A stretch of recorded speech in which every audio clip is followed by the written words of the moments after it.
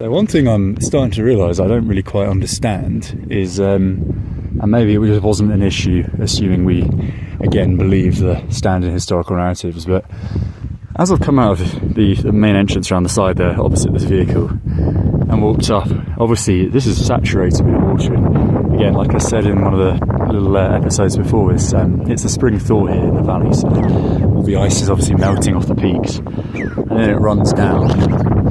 And kind of contrasting my experience with Altan-Arashan, it becomes really boggy, really wet and soggy for at least a month until all that kind of dries up. But if you look at this, isn't it just rather bizarre?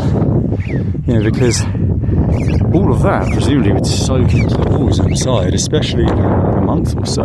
Maybe I'm wrong, maybe there's all kinds of drainage that I'm completely oblivious to, but yeah, it's kind of strange. I mean,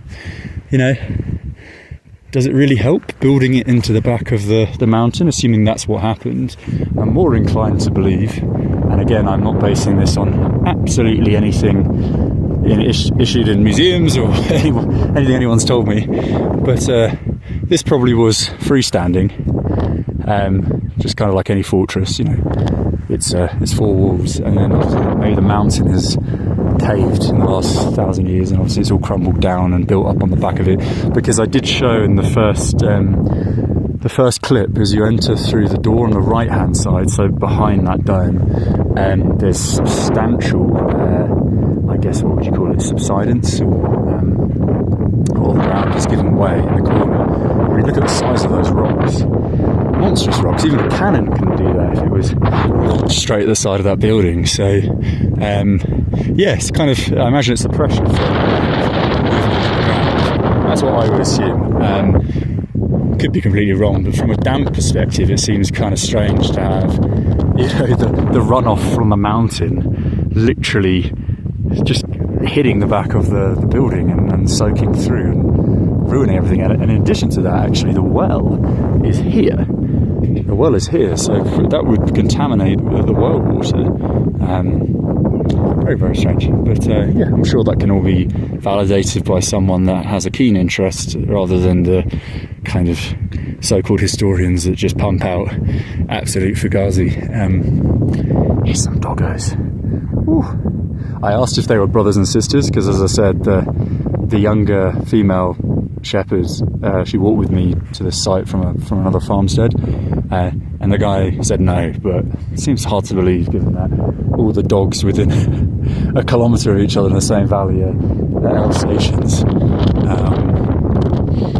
Yeah, so I think I'm gonna go now. It's always good to enjoy yourself, get away before the weather turns. He's trying to shag her. There we go. See, I've brought her here, and she's gonna get pummeled now. I feel bad.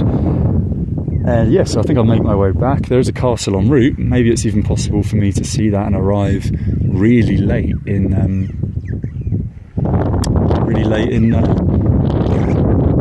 Nara. My next stop is. There we go. So I'll leave this as the last part, and I'll probably post a few more clips as I see various things on the walk back.